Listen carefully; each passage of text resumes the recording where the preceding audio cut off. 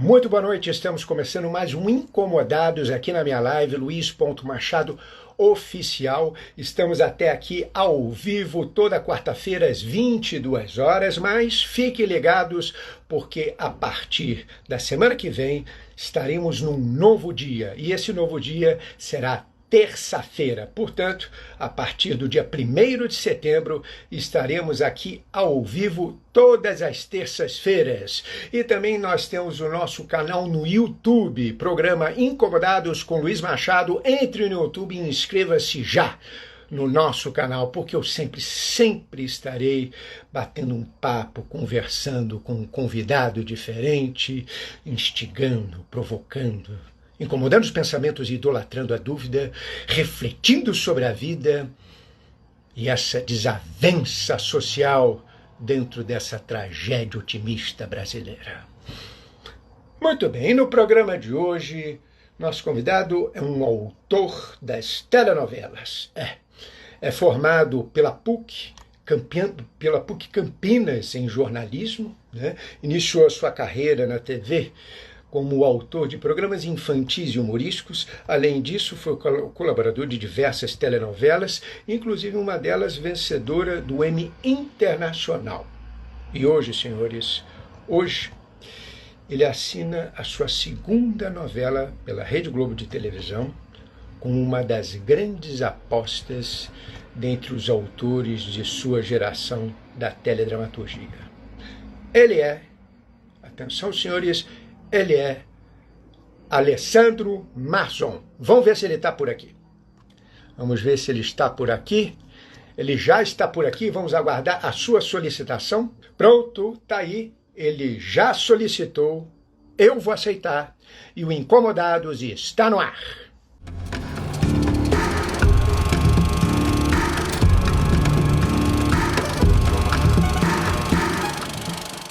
Alessandro Marzon, tudo noite. bem? Estamos no ar. Boa noite. Tudo bem, querido? Como é que você está?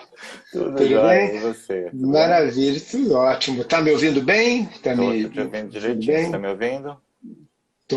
Tá tudo tranquilo, tudo ótimo aí a transmissão. E como é que está sendo a quarentena aí para você, Alessandro? Olha, uma das primeiras coisas que eu fiz, na verdade, foi vir para Campinas, que é onde minha família mora, onde eu tenho um apartamento e tal. E eu estava no Rio, porque a novela, Nos Tempos do Imperador, ia estrear umas 2 semanas antes de parar tudo. Então eu já estava no ritmo de estreia, assim, né? Já estava preparando entrevista, festa da novela, aquela movimentação toda. Estava muito ocupado com isso tudo. E aí a gente teve a notícia que 2 semanas antes que não ia mais haver estreia. E aí eu vim para Campinas, estou aqui e vou ficar aqui até possivelmente não sei quando.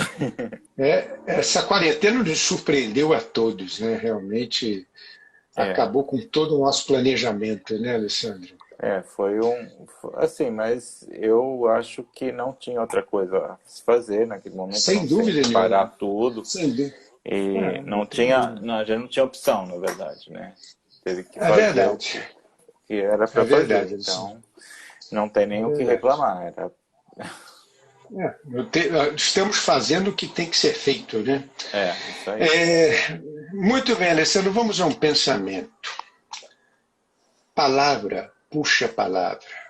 Uma ideia traz outra, e assim se faz um livro, um governo ou uma revolução. Alguns dizem que assim é que a natureza compôs as suas espécies. Isso é do nosso grande autor Machado de Assis, né? E realmente o autor é uma fábrica de palavras. E aí eu te pergunto o seguinte, nessa fábrica, como é que você consegue manter o controle de qualidade? Eu acho que eu vejo as palavras como tijolos. Eu sempre tenho essa imagem assim. E com várias delas você vai construindo coisas. E você constrói muros, casas e pontes, tudo mas a base é o tijolo, né, de toda a nossa construção. Sim. E a palavra é a mesma coisa, ela é a base de todo o nosso trabalho. Então, eu acho que a primeira coisa é cuidar bem das palavras, assim, da ordem com que a gente vai usá-las e um bom planejamento para usá-las, assim, e saber exatamente o que você quer fazer antes de começar a arrumar os tijolos. Isso é muito importante. Então, eu acho que o planejamento é fundamental nesse caso. Entendi. Muito bem. Alessandro, na novela Novo Mundo, né, que está sendo reprisada agora pela emissora, né, no horário das 6, mostra algumas práticas ainda muito presentes na política brasileira, né, como o favorecimento aos interesses pessoais em detrimento do público, mas tudo com muito bom humor, né? Aliás, a comédia sempre suaviza a forma como é colocada a denúncia, né? É. Aí eu te pergunto o seguinte: isso diminui o poder da mensagem ou o disfarce cômico favorece que ela chegue às pessoas mais arredias quanto às mudanças político-sociais? Eu acho que favorece, eu acho que o humor é um elemento facilitador, sempre. E quando você quer falar de temas espinhosos, e você não tem humor nenhum, eu acho que você corre o risco de dar uma palestra. E não é todo mundo que está disposto a ouvir palestras. E o humor, ele dá uma sensação de que você está, né, o próprio nome já disse, você está brincando, você está jogando aquilo, e você torna aquilo leve. E tem uma qualidade na comédia que eu acho que depois de um tempo você começa a pensar sobre ela, ela volta. E aí, depois de um tempo, você fala, poxa, é engraçado, mas aquilo pode ser que esteja representando isso. Ou você pode não traçar o paralelo imediatamente, mas uma hora você vai cair a ficha, né? E eu acho que o humor tem isso de muito legal, assim. E quando você trata temas muito sérios com seriedade, eu acho que para o entretenimento isso não é tão bom. Eu acho que tem os momentos de fazer isso, tem livros tratados, tem um monte de coisa que você pode se valer dessa seriedade. Agora, para o entretenimento, TV aberta e tal, você tem que se cercar de alguns cuidados para que você atinja o maior número de pessoas possível. E eu acho que o humor é um bom caminho para você atingir um grande número de pessoas. Então você acredita que o humor é realmente uma peça fundamental talvez para dar uma boa audiência em algum programa televisivo? Eu acho que sim. Eu acho que, assim, a gente não pode confundir, eu acho, o humor com falta de profundidade. Eu acho que o humor, você pode ter uma novela que fala de um tema muito sério e ter, em alguns momentos, né, uma novela, uma série e tal, e ter momentos de humor, para aquilo se tornar mais palatável para o público.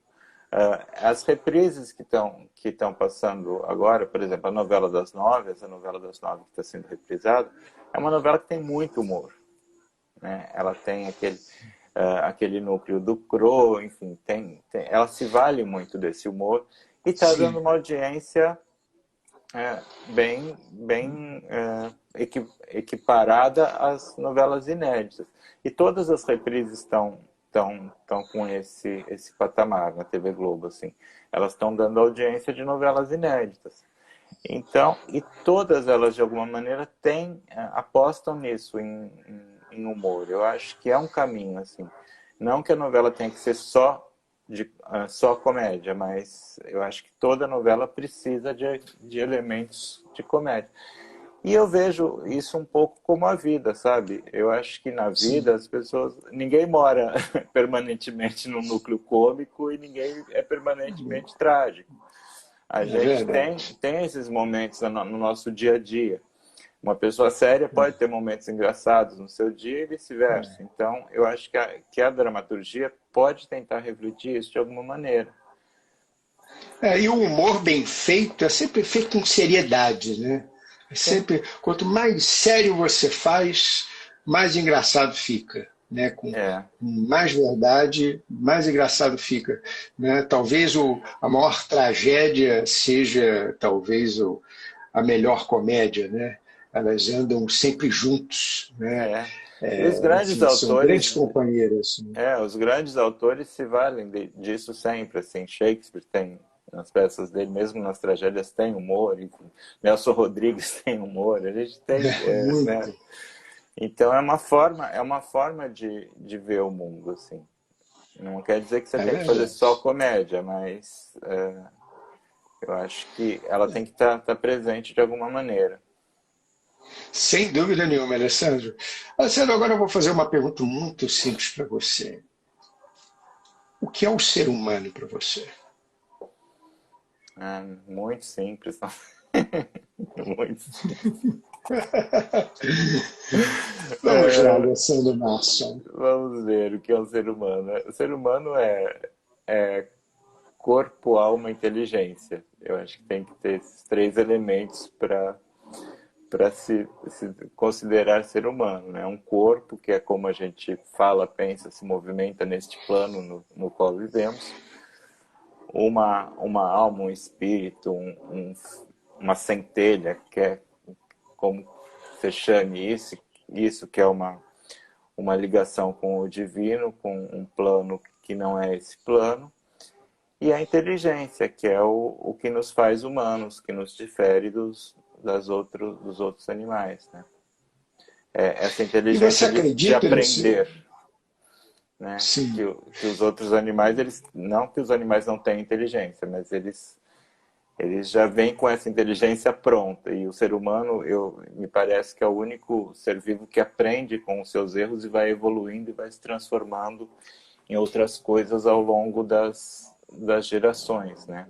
Ele vai essa inteligência transformadora que faz o ser humano diferente das outras espécies. E você acredita no ser humano, Alessandro?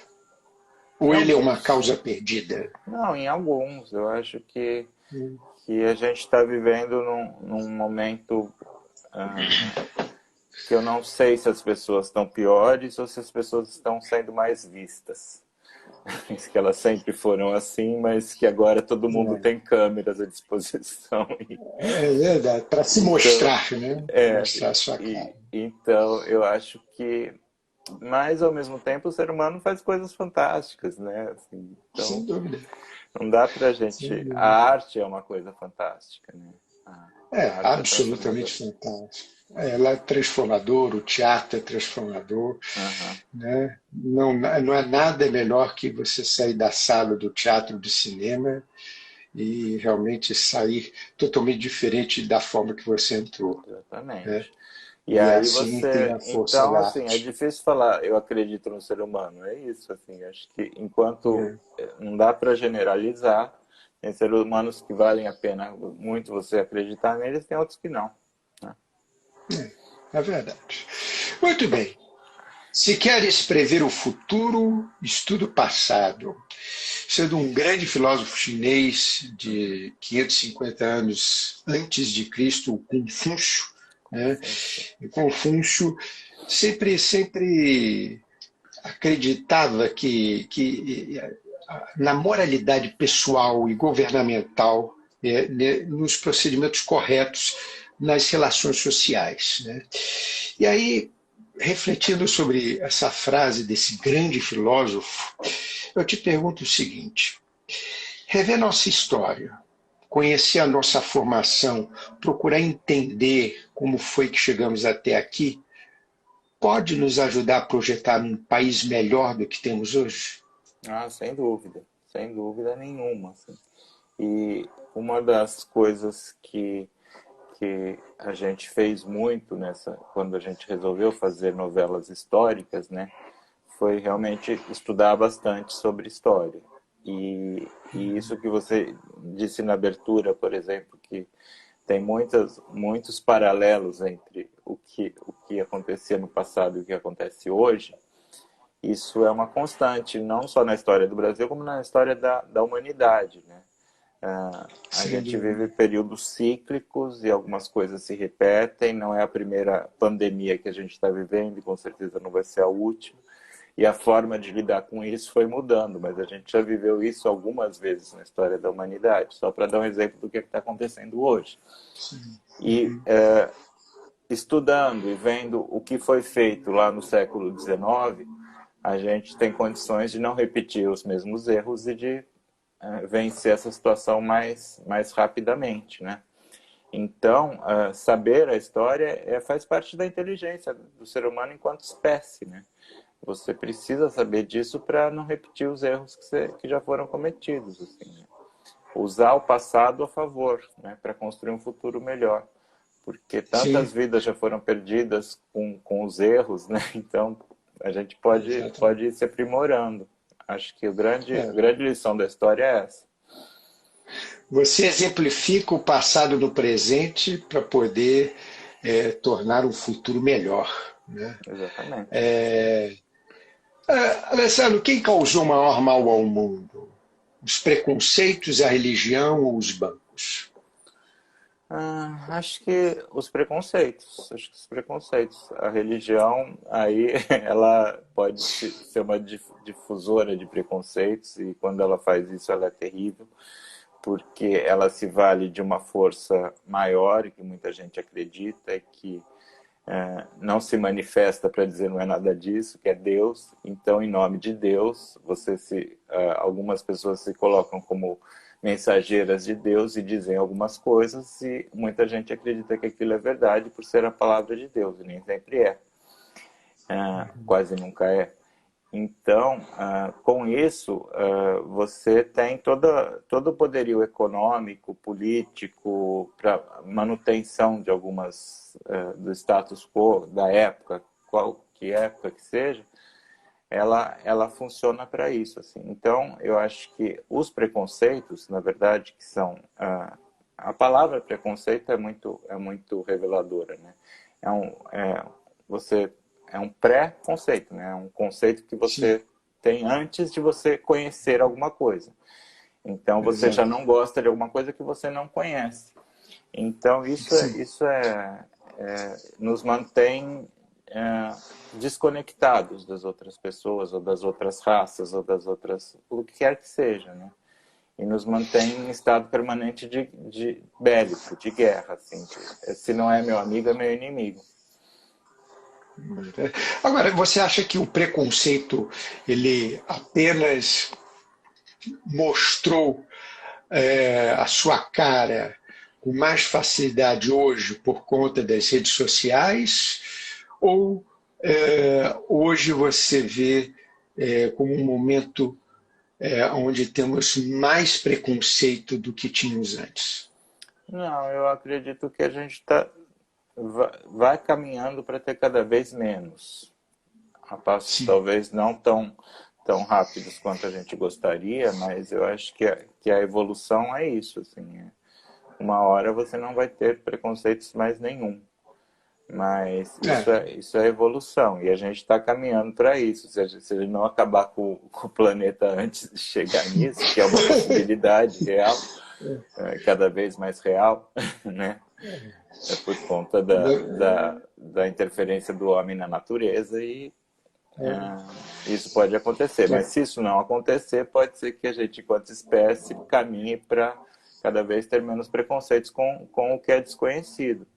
E aí a gente pode falar até de uma viagem totalmente pirante, de uma hora vão chegar extraterrestres aqui, e aí? é verdade. É, que são Agora, eu acho que espécies. agora é verdade. Agora, para terminar esse preconceito, acho que vai demorar muito. É mais Não, fácil, vai demorar talvez, séculos. o mundo acabar antes. Vai demorar muito, mas muito, né? O É. ser humano Mas acha que tem que assim, aprender acho que muito. ao longo da história, né, se a gente for estudar isso a fundo, eu acho que era pior, que as coisas, Sem dúvida. conforme, na verdade, a melhor maneira de você combater o preconceito é a empatia, né? Você conhecendo e se colocando no lugar. Então, você tem um preconceito racial contra uma raça, seja negro, seja árabe, seja oriental, a raça que for, você branco.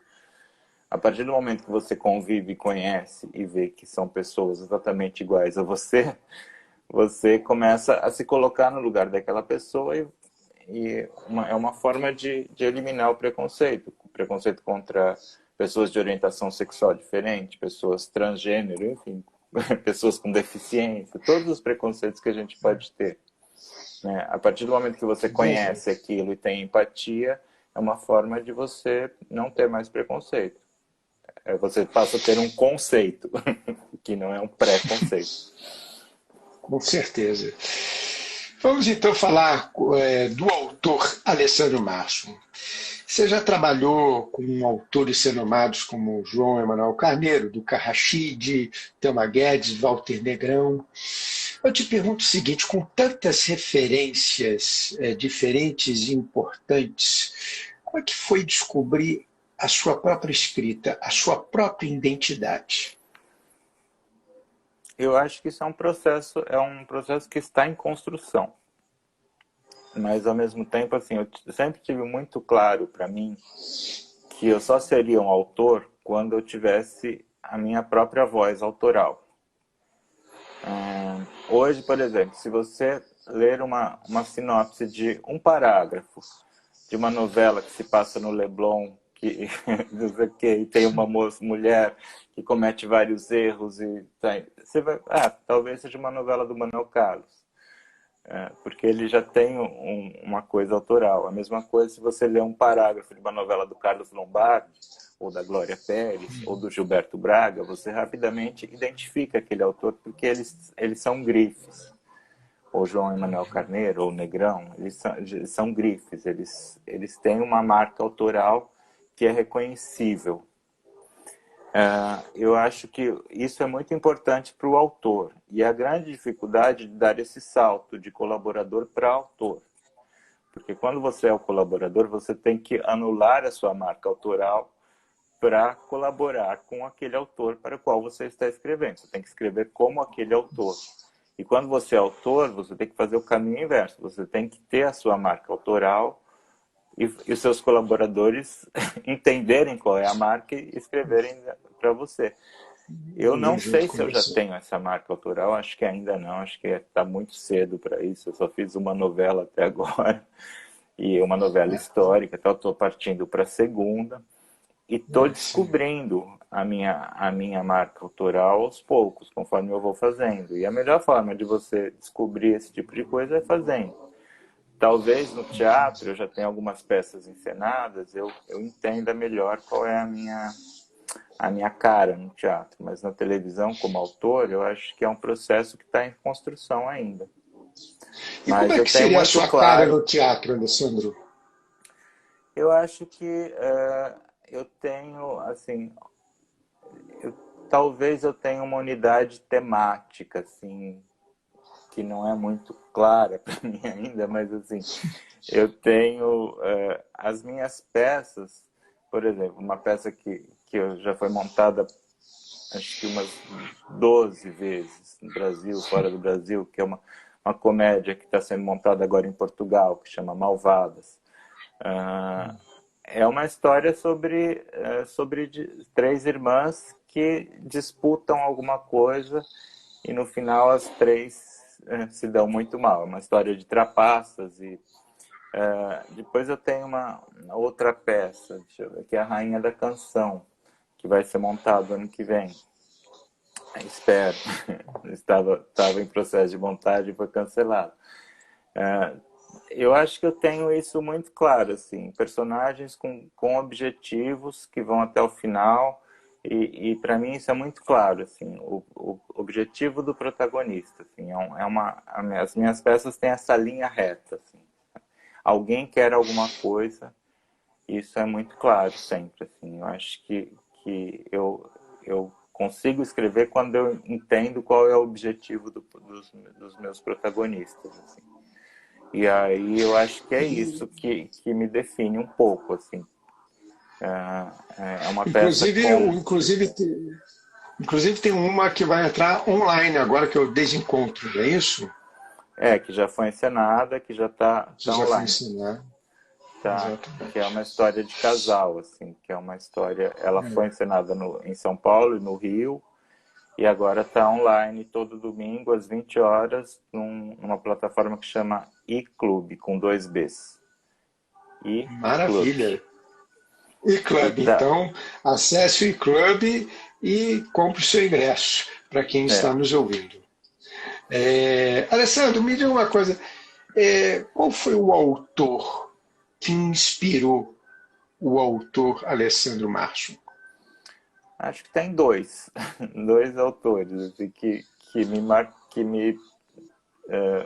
me moldaram, posso dizer assim, que são autores das antigas, assim, que são autores de Horário das Sete, dos anos 80, que é quando eu era criança e jovem, que é o Cassiano Gabus Mendes e o Silvio de Abreu, que durante toda a década de 80 eles se revezavam no Horário das Sete, fizeram grandes sucessos, né, no Horário das Sete, que eram as novelas que eu mais gostava de assistir, assim.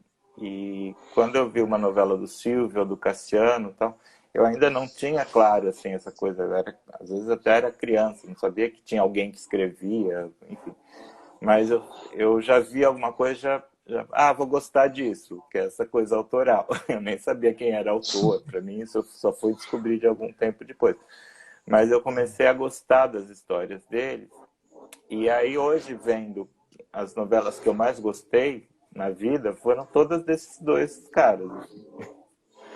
Então acho que são dois autores, claro, né, eu sou de uma geração que pegou essas novelas nos anos 80. Hoje as pessoas que são mais jovens vão ter outras referências, porque eu acho que a nossa formação se dá quando a gente é jovem, criança e tal. Então, acho que para mim esses dois autores foram muito importantes. Assim. Não, são dois grandes autores que você talvez tenha uma grande semelhança entre eles, que é utilizar a forma do humor, né? Eles são autores que sempre utilizam o humor, né, para poder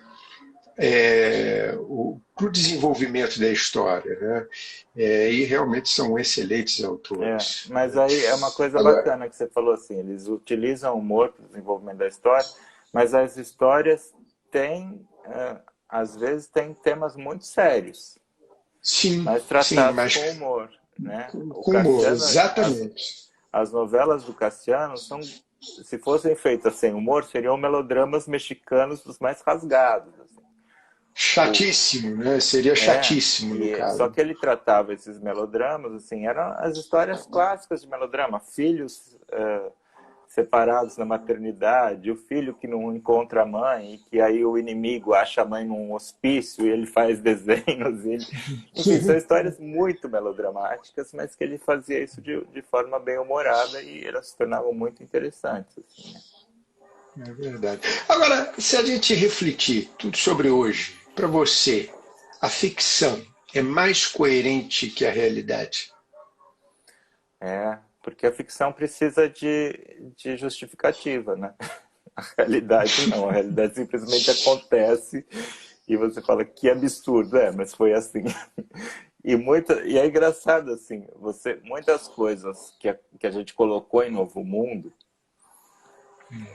as coisas que as pessoas mais reclamavam, falavam que vocês estão viajando, que vocês são loucos, justamente eram os fatos reais.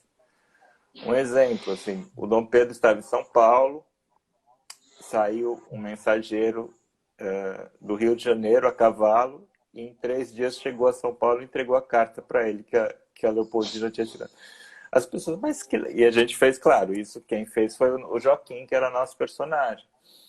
E as pessoas detonavam, isso que é absurdo, não sei o que, mas foi exatamente isso que aconteceu. Só não foi o Joaquim, mas foi um homem que saiu de cavalo, ia trocando de cavalo, os cavalos iam morrendo de cansaço, porque ele não parava.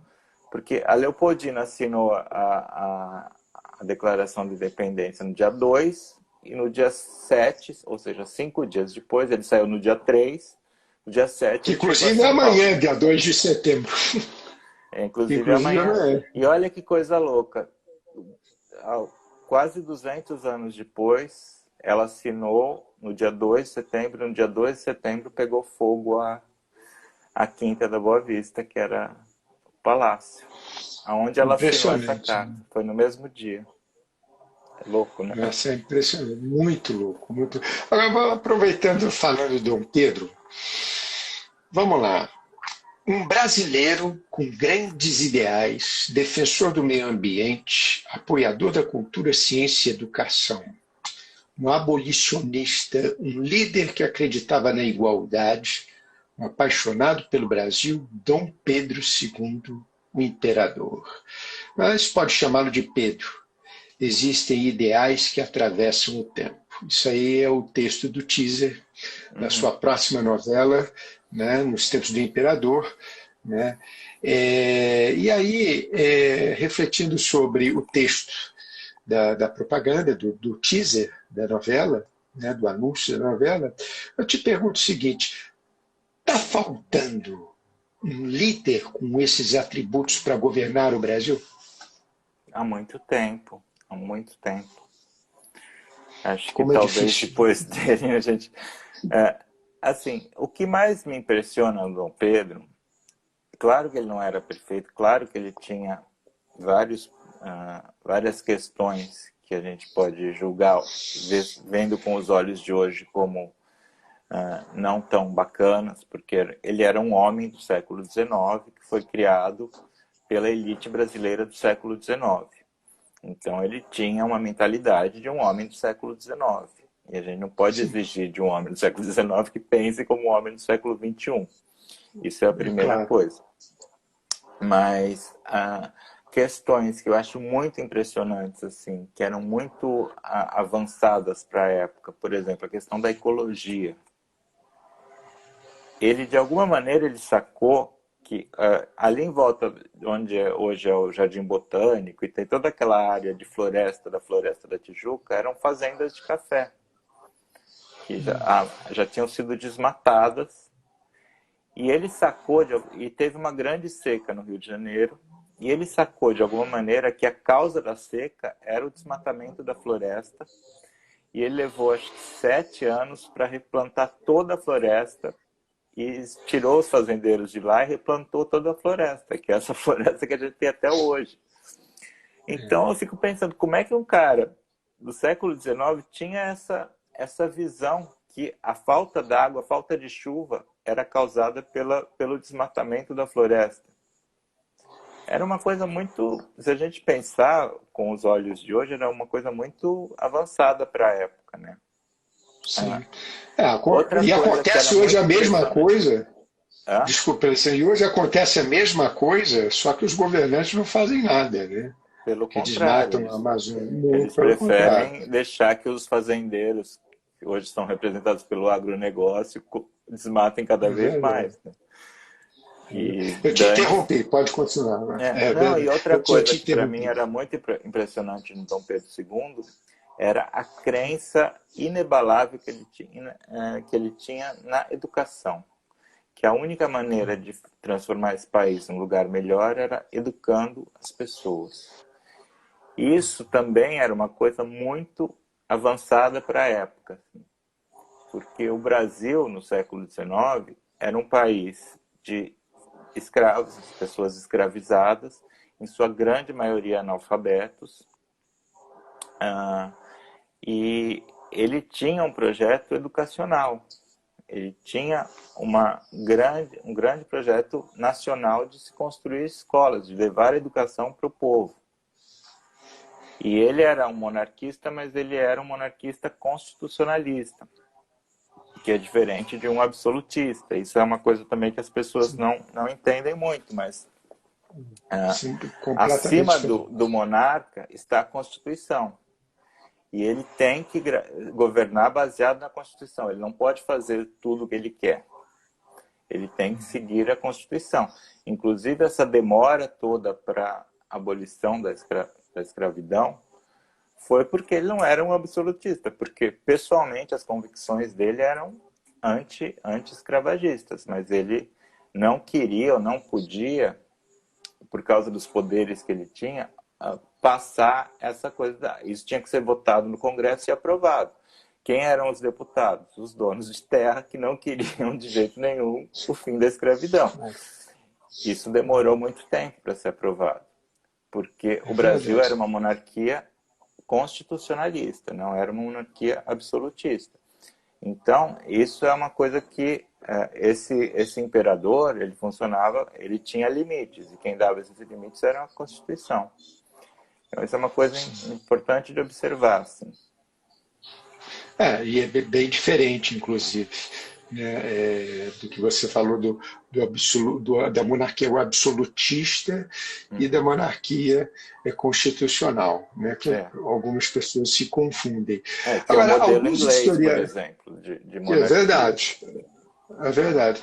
Agora, Alessandro, alguns historiadores acreditam que Dom Pedro II tinha um projeto muito mais progressista do que a República, que veio a se instaurar aí em seguida com a Uhum. extinção da monarquia, né?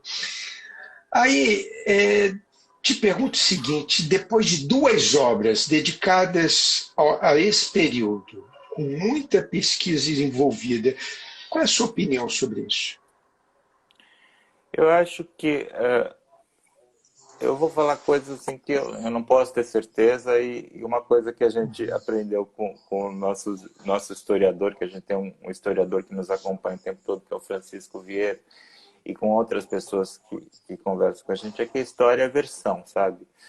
A Uhum. história, não existe uma versão única, cada historiador vai dar a sua versão da história, e o que a gente faz é criar uma versão novela para a história que tem que se valer de alguns elementos de melodrama, porque afinal, a gente está fazendo uma novela.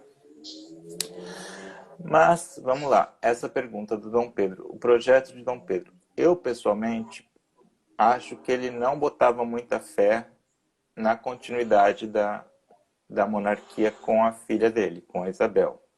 Ele teve 4 filhos, 2 homens e 2 mulheres. Esses 2 homens morreram ainda criança, aí ficaram 2 filhas, Isabel e Leopoldina. Isabel demorou mais de 10 anos para dar o herdeiro para ele, e a Leopoldina teve um filho antes, que era o Dom Pedro III, que depois veio a ser esquizofrênico. Mas ele só foi ter esse menino, Dom Pedro III, ele estava sendo preparado para ser o sucessor, porque a Isabel, que era a filha mais velha, não conseguia engravidar. Então, ia para o filho da Leopoldina. E aí, depois de 10 anos, depois de muita peregrinação, muitas tentativas, a Isabel conseguiu engravidar. E esse menino, Dom Pedro III, tipo, deu uma pirada, e depois foi diagnosticado, né? Hoje, não sei Um se naquela época esquizofrênico. não existia esse diagnóstico, né? Mas era esquizofrênico. Então, assim, o Dom Pedro, eu acho que ele não botou, até pela própria Constituição nacional, ele não acreditava muito num governo liderado pela Isabel, por uma mulher. E eu acho que ele estava meio... e me parece que o projeto de governo dele era cada vez mais que o primeiro-ministro que tivesse poder e tal, e que a monarquia não interferisse tanto, como era o modelo inglês. Eu acho que ele Sim. gostaria de ter um modelo assim. Mas não sei, não dá para saber, né? Porque depois da Guerra do Paraguai, o Dom Pedro entrou numa depressão muito grande, começou a viajar e deixou a Isabel aqui como regente, mas ele era o imperador, só que ele ficou anos fora do Brasil, né? Que a gente pensa hoje, cada viagem para o exterior naquela época demorava quase um ano para ir e voltar. Dias, meses e meses, né? É. Então ele fez, se Meses não e me engano, meses. 4 viagens para o exterior, só aí dá 5 anos ele viajando. É verdade. Alessandro, aproveitando que a gente está falando da mulher, né? A mulher é uma substância tal que, por mais que a estudes, sempre encontrarás nela alguma coisa totalmente nova. Isso aí é do grande escritor, filósofo russo do século retrasado, Leon Tolstói. Né? Você trabalha com a Teresa Falcão, né? Tem uma ótima parceria com a Teresa já há algum tempo, e com muita felicidade a mulher, né? a mulher criadora, ela vem ganhando cada vez mais espaço, que é fruto de uma luta longa e árdua, né, travada pelas mulheres desde o sufragismo, né? Mas nas telenovelas, né, principalmente na TV Globo, as mulheres sempre tiveram força, como Janete Claire, Maria Adelaide Amaral, Glória Pérez e Vani Ribeiro, e sem contar com os novos talentos aí que estão surgindo aí atualmente, né? Eu te pergunto o seguinte, refletindo sobre esse pensamento de Leon Tolstói, a novela tem uma linguagem que casa bem com o feminino exatamente pela capacidade de surpreender? Eu acho que sim, mas é interessante a gente pensar nisso, assim, na história da TV. A gente Sim, pensar, por exemplo, pegando a novela das 9, né, hoje, que era das 8 depois virou das 9, que é o principal horário de maior importância e faturamento da audiência. emissora, e isso já é desde os anos 80 ou desde os anos 70. Enquanto a Janete estava viva e produzindo, ela escrevia uma novela atrás da outra e às vezes literalmente emendava, acabava uma, já começava a outra dela, ela não parava. Eram outros Sim, tempos, tal, mas a Janete ocupou desde que ela entrou na TV Globo, tal, a chamada pela Glória Magadã, tal, para escrever aqueles melodramas fantasiosos. Depois ela deu aquela virada com a primeira novela que ela fez contemporânea, que se não me engano foi Véu de Noiva. Enfim, não sei, acho que foi Véu de Noiva. E depois ela seguiu fazendo novelas do horário principal durante muito tempo, às vezes revezava com o marido dela, que era o Dias Gomes. Então. Quando a Janete Claire morreu, ficaram autores homens durante muito tempo. E aí entrou a Glória Pérez, que foi a única mulher durante tipo final dos anos 80 até o início dos anos 2000 que a Maria Adelaide foi fazer uma novela das 9. Era só a Glória sim, Pérez. Então, assim, teve esse marco inicial, que era a Janete, Vani, na Tupi e tal, que eram os dois grandes nomes, mas quando a Janete morreu, ficou só a Glória Pérez com um monte de autores homens durante décadas, talvez 2 décadas. Então, assim, na verdade, esse espaço foi mais uma conquista pessoal da Janete do que uma coisa feminina. E agora que está sim. se investindo. Agora entrou a Manuela, vai entrar a Alicia, enfim, tem Cláudia autoras. Souto, né? Tem a Cláudia Mas Souto não, falando do também. horário das 9. Falando do horário das 9. Boa das Nove. Tá. Então, na verdade, demorou décadas entre a morte da Janete e agora, assim, ficou só a Glória Pérez, mantendo essa tradição de mulheres. Então, assim, você vê que a coisa não é tão fácil assim, não foi uma Sim, conquista fácil, é uma luta permanente, assim. Posto isso, eu acho que o gênero novela, ele é um gênero essencialmente feminino, assim. As por que, grandes Alessandro? protagonistas são muito mais interessantes os protagonistas mulheres do que os protagonistas homens nas novelas, via de regra. Eu acho que a mulher tem uma coisa mais passional, pelo menos na nossa cultura, né, de se entregar mais, de agir mais pelos sentimentos e pela emoção, e o homem tem uma tradição de se ligar mais pela razão. Então, os personagens femininos, eles podem ser mais passionais, fazer loucuras maiores que os personagens masculinos. Isso torna os personagens femininos mais interessantes para o público Sim. que ainda é de novela, que é majoritariamente feminino. Algumas novelas pegam o público masculino, mas a maioria das novelas é assistida muito mais por mulheres do que por homens. Então, Ah, eu acho se- que procede sim. É um gênero feminino, as protagonistas femininas e as antagonistas femininas muitas vezes são muito mais interessantes do que os protagonistas e antagonistas masculinos, assim. Os grandes personagens das novelas, né, via de regra, são mulheres. E quanto mais conflituoso o personagem é, mais atiçador para o ator é incorporá-lo, né? Enfim, e às vezes e normalmente, né, os principais personagens, às vezes alguns femininos e outros masculinos, na maior parte, como você diz, femininos, são bem conflituosos. O conflito realmente é atiçador para qualquer ator fazer. Né? E sem conflito não se faz dramaturgia, né? A base da dramaturgia é o conflito. Se não tem conflito, você não tem história. Nada mais chato que um casal feliz. Exatamente, eu digo o conflito emocional do personagem, né? E isso aí realmente é atiçador para qualquer ator. O conflito interno, exatamente. Isso é muito bom.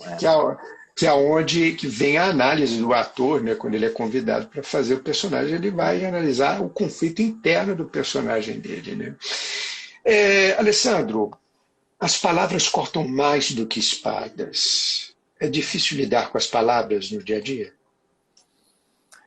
Porque você pode falar coisas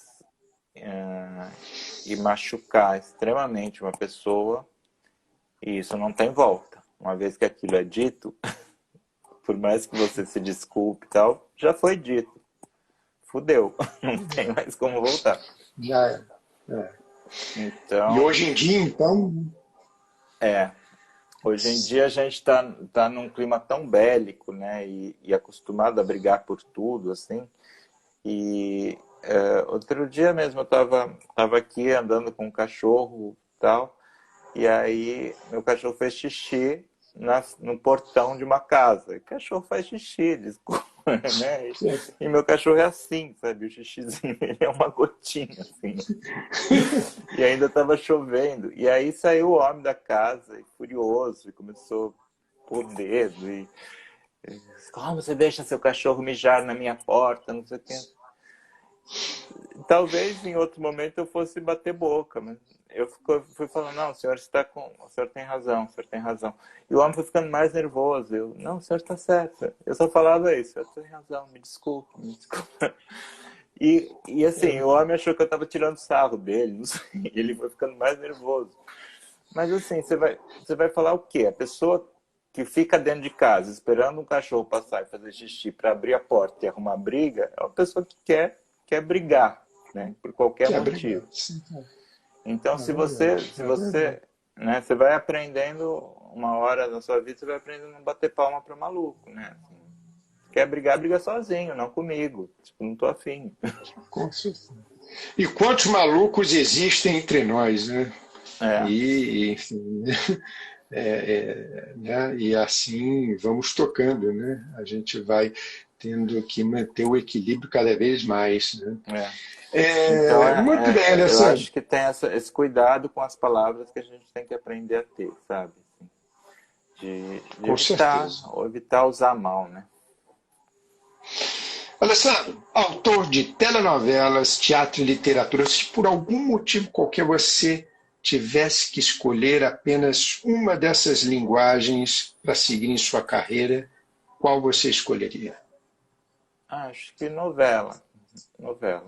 Eu gosto muito de escrever novela e acho que poucas pessoas, e eu vou falar isso sem nenhum auto-exaltação, assim, mas poucas pessoas sabem escrever novela. E não, porque é um gênero muito difícil e é um gênero que requer muito treinamento, assim. Você, mesmo que você seja um grande escritor, se você nunca fez uma novela, se for se meter a fazer uma novela, você não vai conseguir. Então, assim, eu me preparei muitos anos para ser um autor de novela, assim, e eu acho que isso é uma coisa que eu tenho diferente da maioria das pessoas, assim. Acho que tem muita gente que escreve livros, muita gente que escreve teatro, mas tem muito pouca gente que escreve novela, assim, que sabe escrever novela. Então, e eu Não, sei. e é muito difícil, Alessandro. É, Realmente, imagino que deve ser muito difícil, porque você tem que pensar em tudo, né? Tem vários núcleos e sim. tem que amarrar todos os núcleos, né? Fora a história, que é o esqueleto, né? É, Enfim, é e é realmente muito uma capítulo, função bem né? complicada. É. Sim, Eu digo sempre isso, assim, nenhuma história precisa de 180 capítulos para ser contada. Não existe história no mundo que precise de tanto capítulo para ser contada. é Então, verdade. assim, você tem que manter aquilo atraente, dá, às vezes, a falsa sensação de que a história está andando, mas às vezes puxar um pouco o freio, porque se você andar muito rápido, a história se esgota em 50 capítulos. Mas ao mesmo Sem dúvida tempo, nenhuma. Assim. você precisa manter o interesse, né? Então é uma coisa muito difícil, assim, muito difícil de se fazer. Alessandro, anos de profissão, algum arrependimento? Não, acho que deu tudo certo. Estou fazendo o que eu Ah, gosto, estou feliz. nenhum arrependimento durante a sua carreira, nada? Não, cara, acho que claro que não foi tudo um mar de rosas, teve momentos muito tristes. Mas eu acho que tudo isso nos prepara para o momento que a gente está vivendo. Eu estou num momento muito feliz, assim, muito em paz Graças a com a Deus, minha vida graças a Deus. profissional. Assim. Então, acho que se eu cheguei nesse ponto é porque deu tudo certo, mesmo com as coisas que deram errado. Que elas, de alguma maneira, me E, trouxeram para cá. com certeza. E porque merece também, né, Alessandro? Ninguém chega ao lugar que almeja, sempre chega por merecimento e por competência, com certeza. Muito bem, Alessandro, vamos então bate-bola. Eu vou falar uma palavra e você vai me responder apenas com uma palavra, tudo bem? Vamos lá. Vamos lá. Tenso isso é tenso, né? Isso é tenso. Vamos lá. Livro, Viagem. lugar,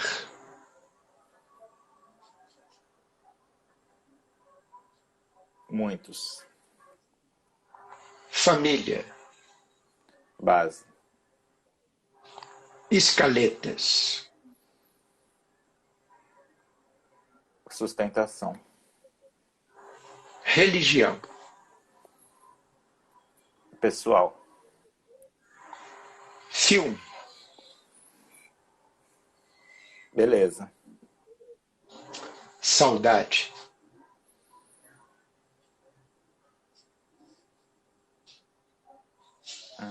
Lágrima. música, Felicidade. necessidade,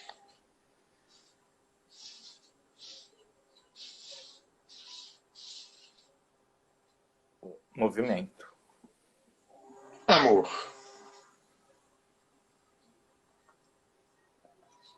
Humanidade. Alessandro Marçom.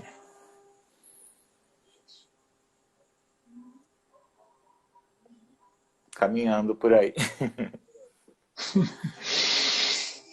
E do que Alessandro Marçom tem medo? Medo, cara. Assim, uma amiga uma vez me disse uma coisa que eu fiquei muito com isso na cabeça, assim, uma amiga autora, que tudo que você sente medo acaba acontecendo. Então, eu tento viver sem, assim. Claro que eu tenho os medos básicos de toda pessoa, que é a morte, isso vai acontecer. É inevitável. Tenho medo de ficar doente, tenho medo de muitas coisas, mas assim, eu não penso no medo. Não penso no medo. Assim. Não penso. Se ele aparece, eu penso em outra coisa, eu acho. Não é uma coisa que me paralisa. E sem o que Alessandro Marçom não conseguiria viver? Sem arte. Muito bem, Alessandro. O que incomoda Alessandro Marçom? Burrice. Burrice eu não aguento. Mas o que realmente incomoda, Alessandro Março?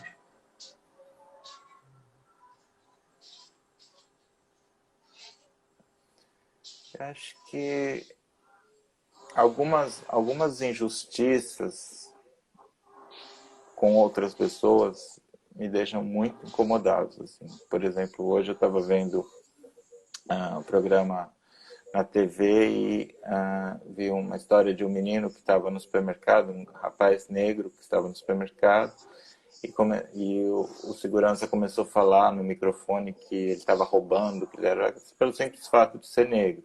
Isso eu sei que é uma coisa que acontece todos os dias nesse país, mas esse tipo de injustiça, se eu presencio uma coisa assim, isso mexe comigo, assim, de uma maneira que me tira do sério.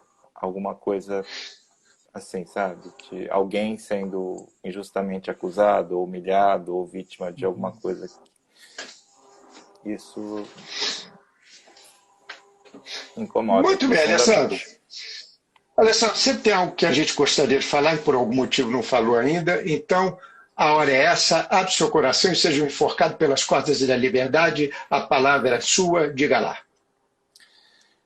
Bom, não sei, cara, eu acho que primeiro queria agradecer muito essa oportunidade de estar aqui, eu gosto muito das suas perguntas e das coisas que você nos faz falar e pensar. Eu acho que a gente está sempre em crescimento, assim. A gente está sempre buscando alguma coisa que a gente ainda não tem, a gente está sempre... a gente nunca está pronto. E então acho que assim, ter essa humildade de saber que a gente não está pronto, nunca, mas saber reconhecer que a gente está no caminho e que está todo mundo junto nesse caminho. Algumas pessoas estão mais à frente, outras mais atrás, mas a gente precisa de todo mundo indo na mesma direção, assim. Então, eu acho que isso é importante, assim, pensar um pouco mais no coletivo, na onde a gente está indo. Isso eu acho que uma hora a gente vai ter que parar para pensar nisso, assim. É verdade, Alessandro. Muito bem, agora chegou a hora do nosso print, do nosso registro virtual, juntamente com essa plateia, essa audiência linda e maravilhosa que está nos acompanhando aqui na nossa live do Incomodados. Vamos então ao nosso registro, ao nosso print. Atenção, sorrisão, Alessandro. Muito bem. Pronto, feito o nosso print. Alessandro Março, muitíssimo obrigado pela sua disponibilidade de tempo. Obrigado, você. Adorei, passou muito adorei. rápido. Passou muito, muito rápido. Foi uma conversa assim maravilhosa. Mais uma vez, muitíssimo obrigado. Obrigado você, Luiz. Gostei muito de estar aqui com você mesmo. Muito obrigado, Alessandro. Muito bem. Então, na semana que vem, fiquem ligados, porque a partir da semana que vem estaremos ao vivo. O Incomodados estará todas as terças-feiras. Excepcionalmente, na terça-feira que vem, estaremos um pouco mais cedo, às 20 horas, e estarei com a jornalista e colunista do jornal O Globo, Patrícia Kogut. Mais uma vez, muitíssimo obrigado pela audiência de todos vocês em seus respectivos celulares. Uma ótima noite, excelente semana. Fiquem com Deus e tchau para vocês. Um grande abraço, um grande beijo, Alessandro. Muito obrigado. Valeu, querido. Valeu.